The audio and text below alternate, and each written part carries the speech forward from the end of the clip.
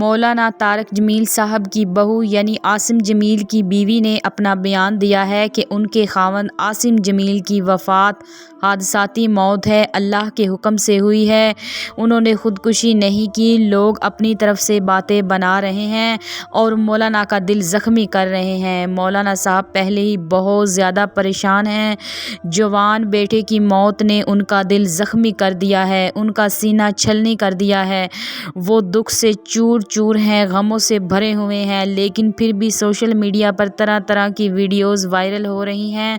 مولانا طارق جمیل صاحب کا گھرانہ چونکہ دینی گھرانہ ہے، اس لیے ان کی بہو نے عورتوں کو بتایا کہ ان کے خاوند نے خودکشی نہیں کی بلکہ یہ موت اللہ کی طرف سے ہوئی ہے۔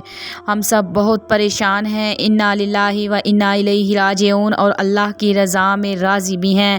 میرے پیارے بہن بھائیوں، اگر میری یہ ویڈیو اچھی لگی تو میرے چینل کو ضرور سبسکرائب کر دیں۔ اللہ حافظ۔